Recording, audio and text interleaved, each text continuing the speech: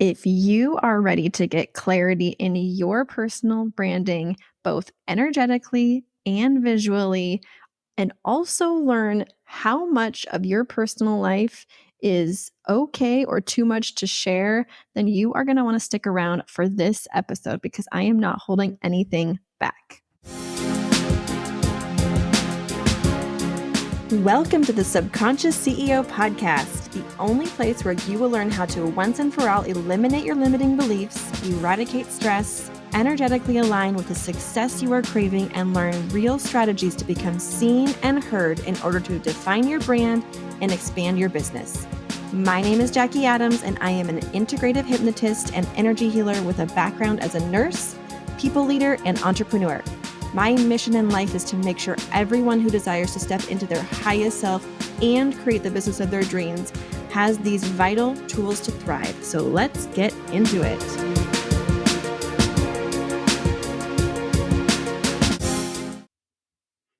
Hello. So I am actually recording this episode from my dining room table because I needed a change of scenery. And for the first time in I don't know how many weeks, I am home alone. I don't know if you guys feel the same way.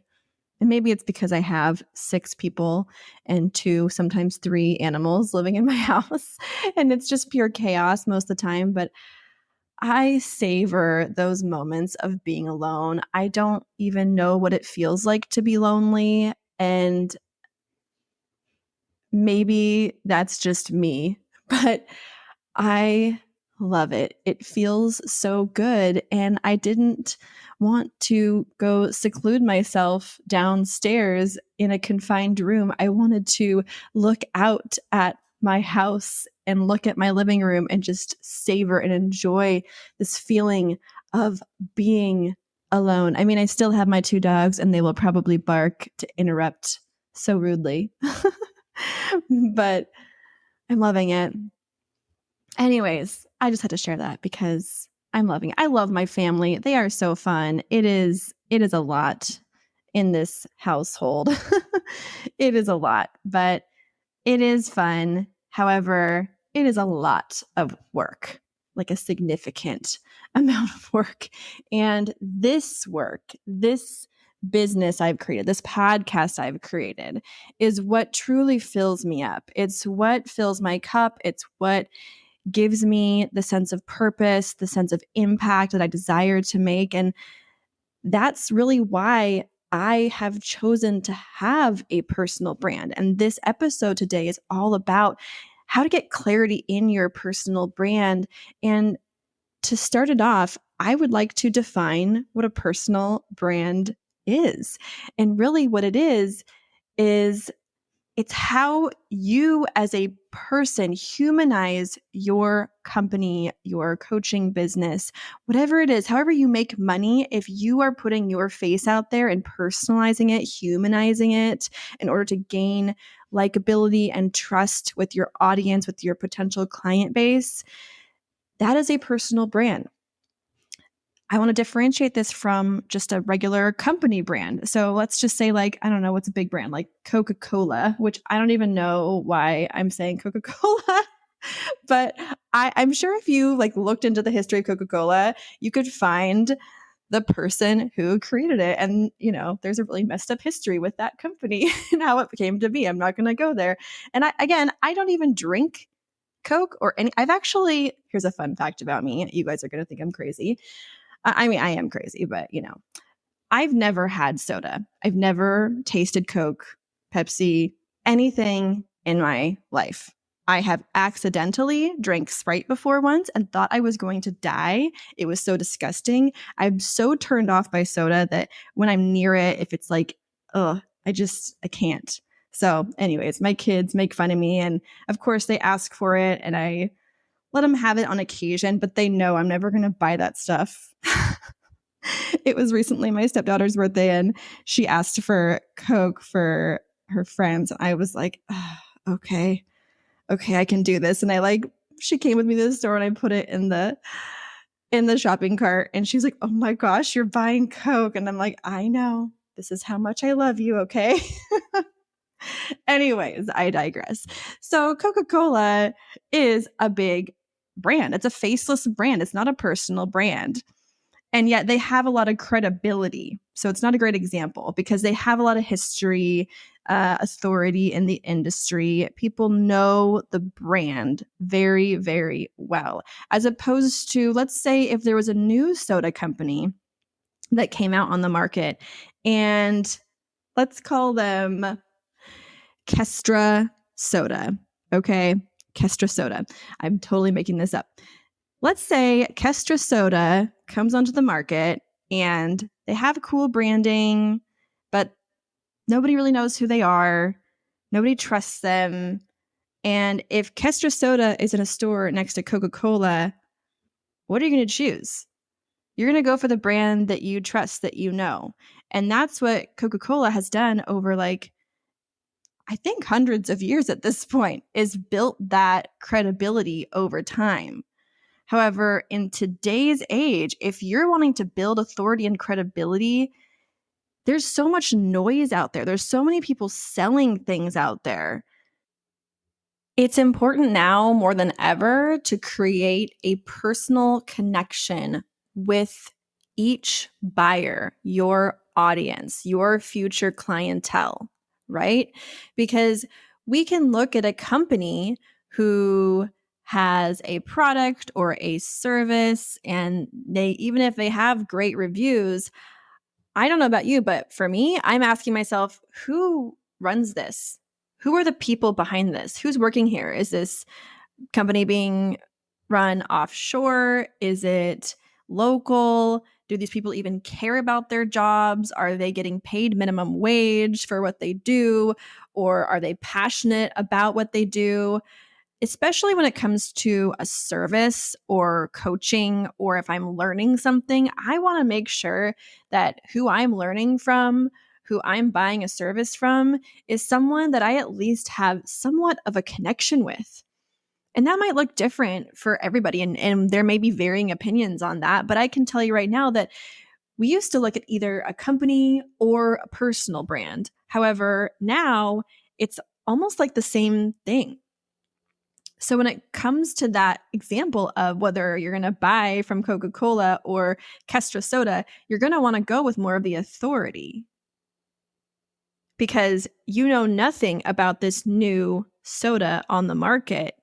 However, what if that soda brand had someone behind it who cared so deeply about this product?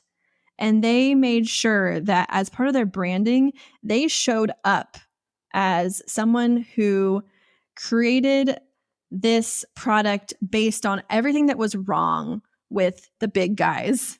You know, they had a story, they had a mission, they cared. And what if they put this product on the map because people started paying attention to the intention of the creators of that product? Without that personal brand, they may not be able to take off and compete with the big guys. Once you're so big, you don't necessarily have to have that personal brand anymore when you're a company of that size because you've already earned that authority and credibility.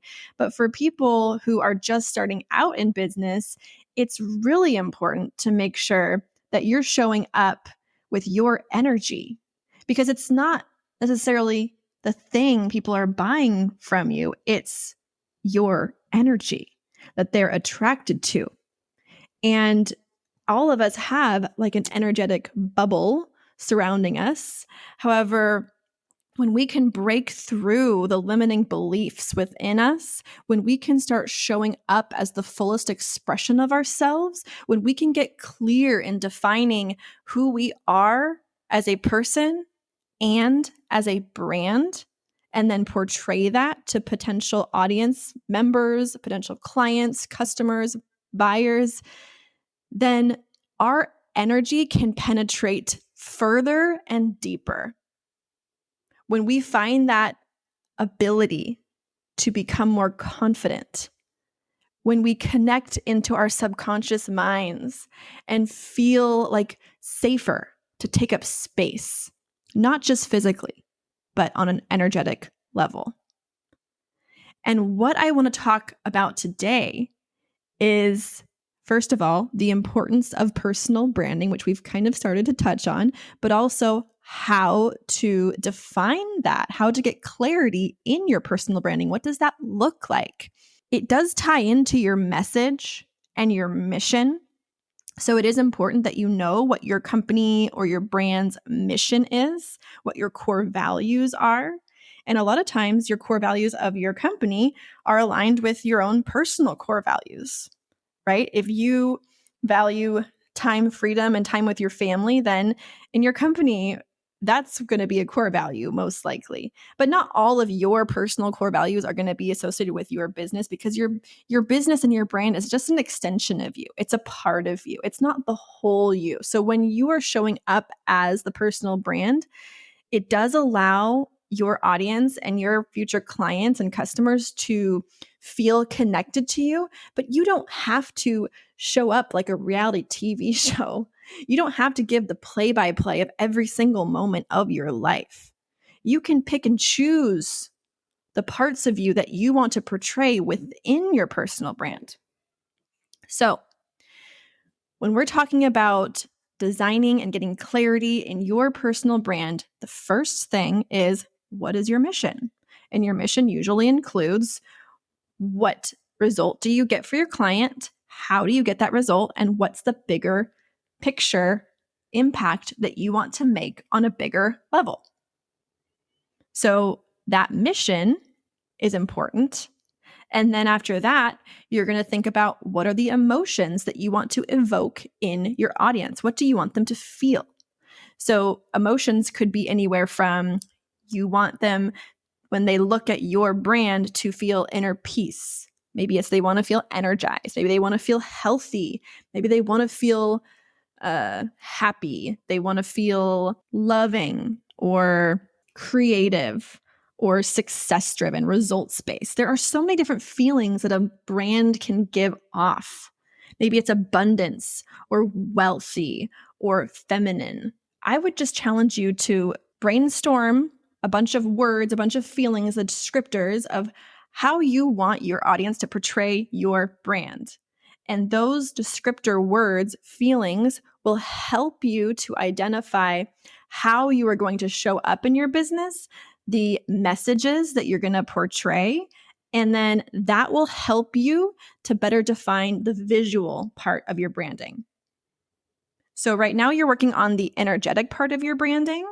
And to get clear on that, sure, you can brainstorm, but I think it's even more effective when you can go into your subconscious mind. And you can do that through meditation, maybe yoga, dancing, movement, breath work, or my favorite, hypnosis or self-hypnosis. And this is something that I work with my clients on, in helping them to just clear the chatter, clear the self-judgment, and get to the core of who they are, the core of what their mission is and how they want to show up. Once you get clear in that, then you can move to the visual branding piece of, hey, what colors do I want my brand to be? What fonts do I want to have? What does my logo need to look like? And those are all things that you can choose however you want. However, once you have your brand feelings, it's easier to choose that. And hey, if you are scientific about color theory and you want to look up what colors evoke or invoke, what's the word? Happiness. You're going to find yellow. Power, you'll find red. Serenity, maybe like a lavender. Maybe you do want to find scientifically what colors invoke the feelings that you want your audience to feel when they experience your brand. However, for me, it's more energetic, and I just want to choose the colors that feel the best to me, that feel the most aligned to me and how I want to show up. And I would choose between 2 to 4, maybe 5 colors. 3 is kind of the sweet spot, that complement each other, whether that's like white, black, and gold, or dark purple, light purple, and yellow. I don't actually know if that works great together. I'm just saying. I've seen so many different branding color combinations. And a lot of times you see the person's personality and you're like, oh, yeah, those colors totally fit their personality. So really, it's whatever feels good to you. Just choose the colors.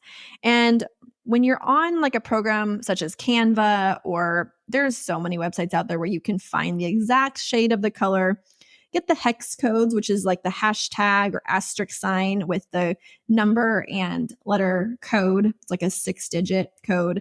Write that down or copy and paste into a notepad on your phone and just keep track of your brand colors so that you can make sure to be consistent across all platforms whenever you need to create graphics or logos or whatever. Next are fonts. So you're going to want to choose 2 or 3 different fonts that you consistently use across your platforms as well to kind of make a cohesive brand visually and energetically. So you'll want to maybe pick like a more fancy font and then a more standard font for copy. So the fancy one could be used for things like your headlines, your titles, and then the more standard, something similar to like Arial or Times New Roman, but not exactly that. You want it to be a little unique, I would say, a little modern. I would not use Comic Sans. Please stay away from Comic Sans. I hope I'm not the only one laughing at that. But basically, choose what's in alignment for you and then write those down and put it in your little branding notepad on your phone.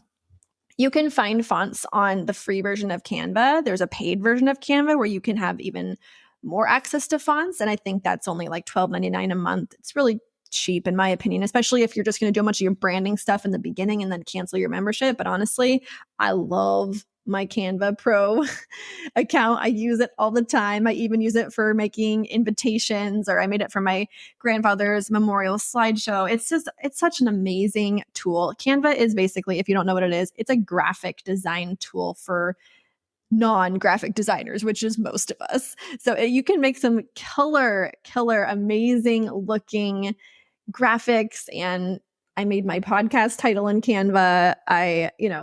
I've made everything in Canva. You can edit photos, you can remove the backgrounds.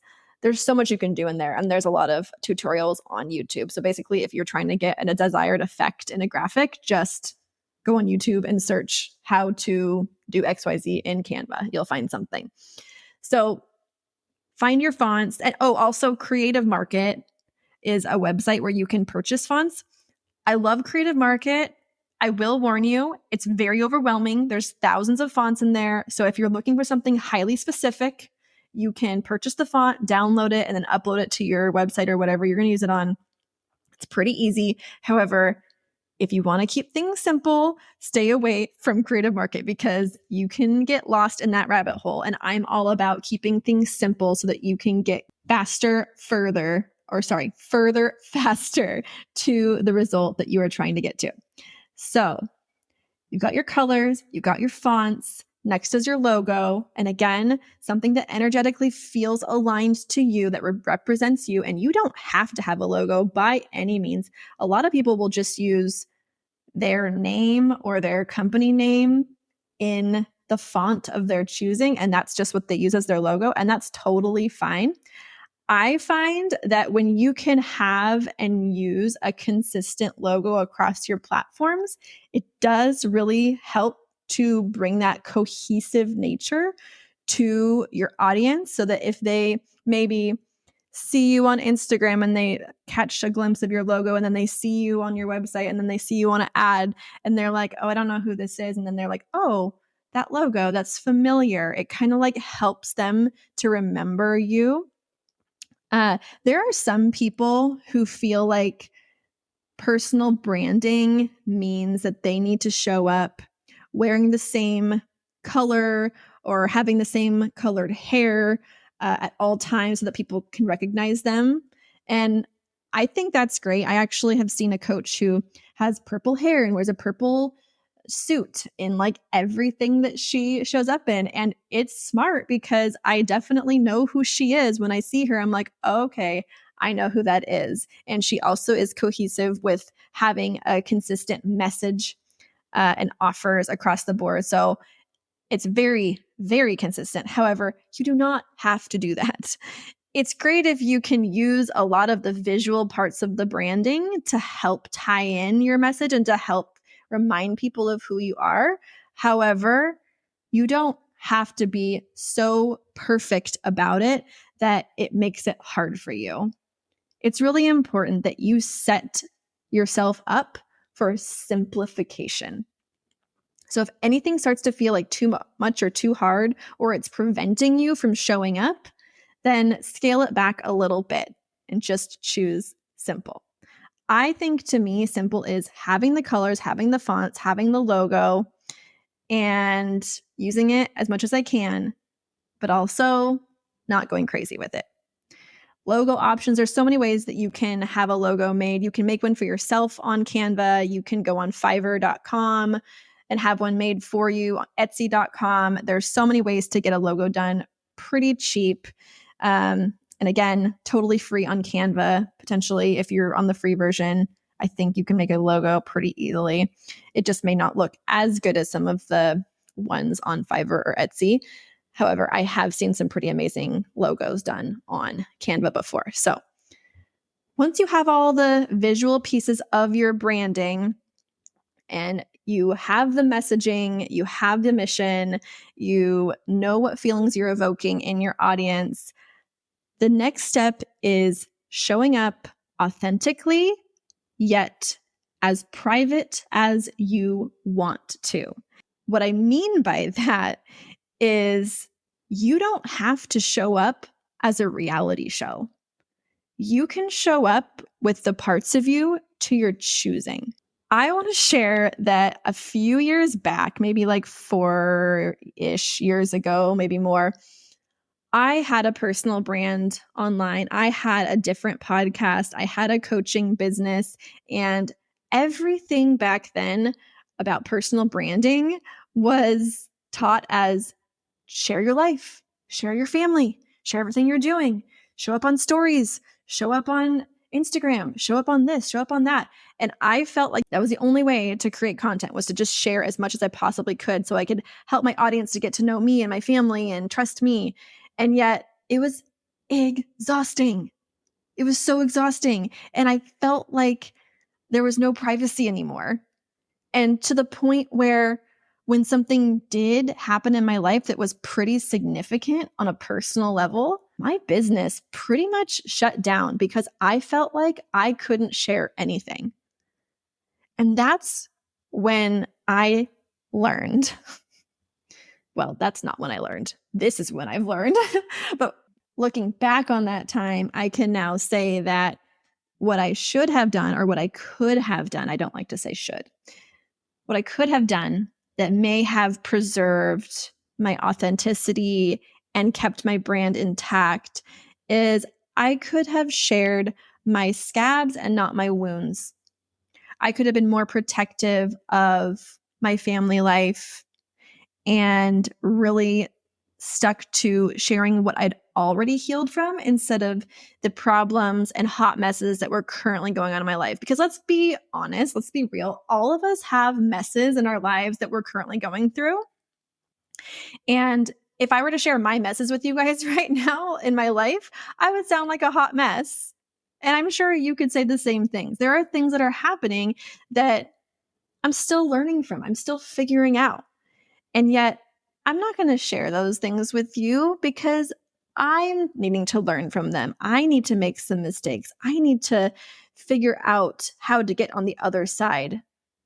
And yet, I have so many things that I have already learned from, I have grown from, I can teach on, I can inspire others about, I can give step by steps on how I got from A to Z. And that is part of my personal branding. Storytelling, using examples of how you went from, I just said A to Z, I'm going to say it again, maybe A to B. Stories of what has helped me, stories of what's helped you to grow, to learn. That is what you can share. And you do not have to share your kids, your families. I don't share pictures of my kids on my business account. I'll mention that I have kids, and I'll tell you on this podcast, my house is crazy. I got 4 kids at home. I got 2 dogs, sometimes 3 dogs, because I a dog sit sometimes. And I still have a job besides this too. My life is crazy. However, I love it. And I'm not going to share all the craziness all the time. I'm going to share what I've learned from, because I have really come a really far way. And that is part of my branding message, that I have discovered how to hack my subconscious mind and help others to do the same in order to eliminate the blockages, the habits, the patterns that hold us back, and replace them with the highest level version of yourself, myself. I don't know who we're talking about anymore, but replace these thoughts with the higher self and the habits of what that higher self has. I'm now able to get through my hot messes so much quicker because of the tools that I have learned, developed, and used on myself and others. And that is part of my personal brand. And it's also part of why I'm here today. It's part of my mission. I think everyone should have access to these tools. I think everyone should do self-hypnosis every single day.